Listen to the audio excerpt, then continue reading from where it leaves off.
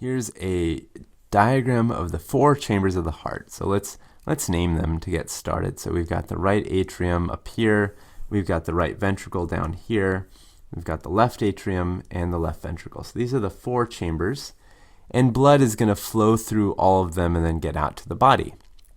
So to do this and to do this right, the heart has got to coordinate how it squeezes. And we know that the way that it kind of squeezes down is you have a cell, and that cell is usually negatively charged, and it will at some point become more positively charged.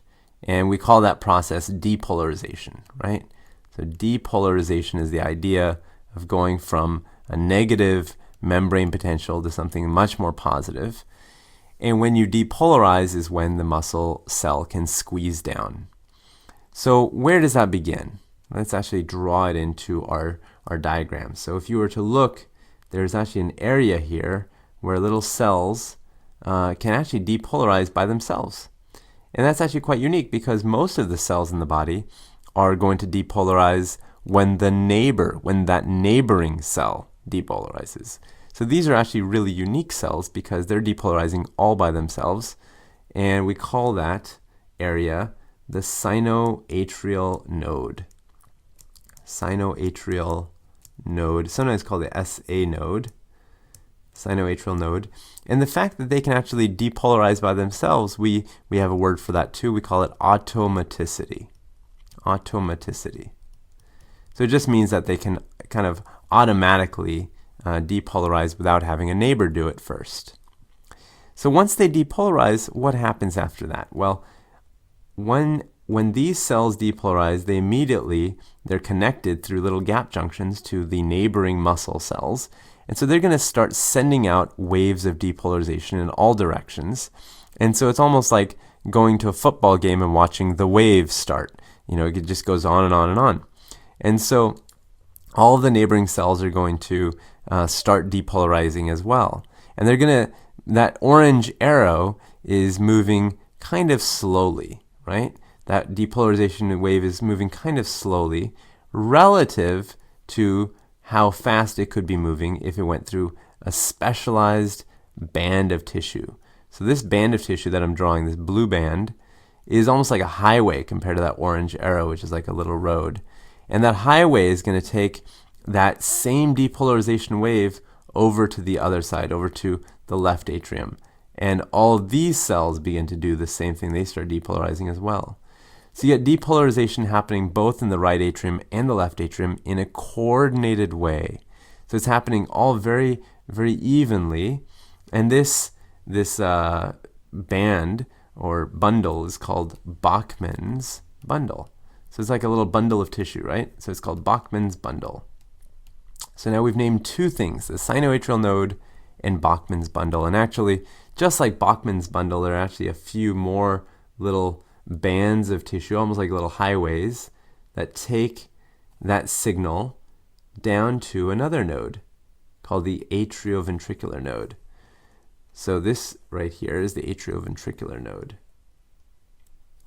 And the atrioventricular node is really the only major connection, I shouldn't even say only major, only connection in most of us between the atria and the ventricles.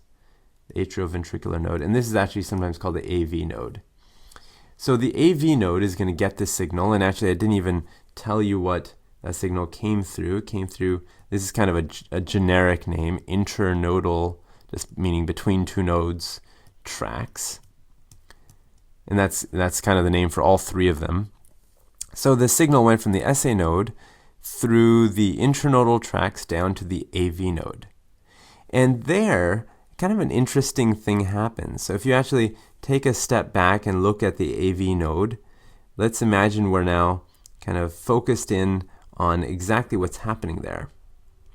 And to figure out what's happening there, I'm going to give you a little scenario. So let's say that you've got let's say a little timeline here, and that timeline is, let's say 1, 2, 3 seconds.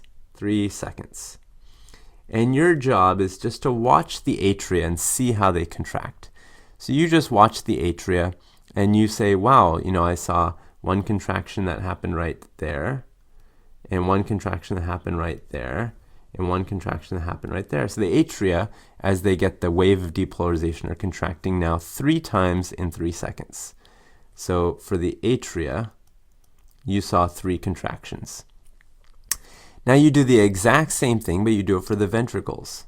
So for the ventricles, you kind of just keep an eye and you watch, exactly what happens, and you notice that there's a contraction of the ventricles there, and again there, and one more there.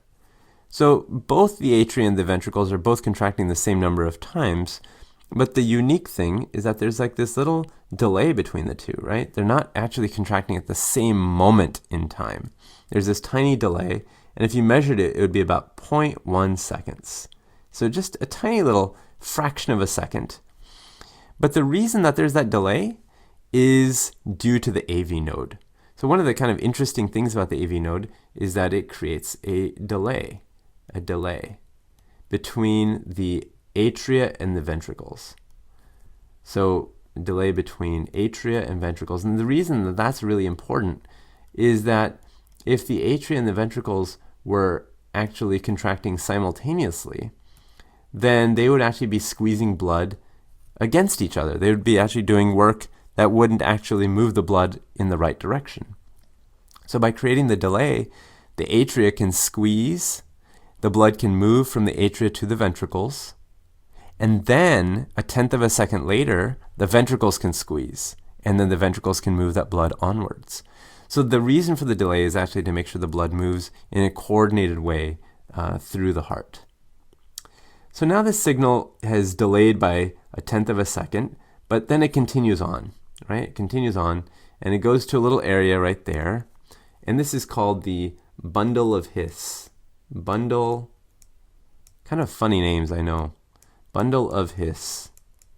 And even though it's spelled H-I-S, you don't say his, it's hiss, almost like what a snake does.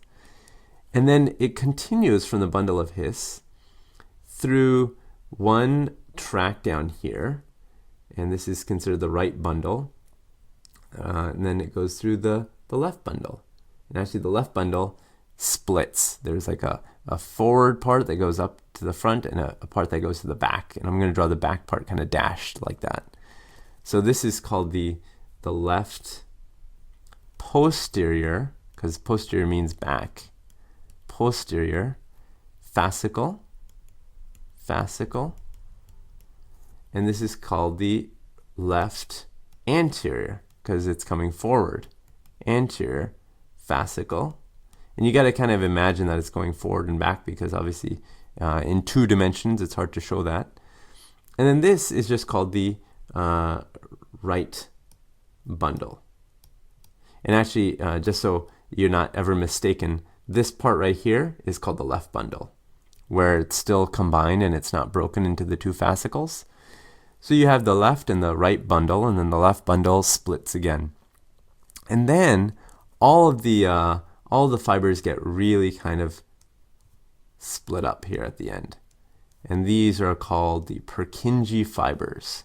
And it happens on both sides, the Purkinje fibers. And from this point, basically, the electrical signal can kind of dash out in all directions, right? So you can finally get all the muscle cells involved. So up until now, it's been part of the electrical conduction system, meaning these are all the highways, but now you have all of the waves of depolarization going through all the little tiny roads. And I'm using the idea of roads and highways just to point out the idea that through the electrical conduction system, the signal moves really fast. And when you get down into the muscle itself, then the signal moves slightly slower. But you can see that that's important, because that's the only way to get all of the muscle cells on the same page. So this is how the electrical signal moves from the SA node all the way through the electrical conduction system, so that the atria are beating together, and then goes into the AV node where there's a little delay, and then down into the ventricles where again the ventricles are going to beat together.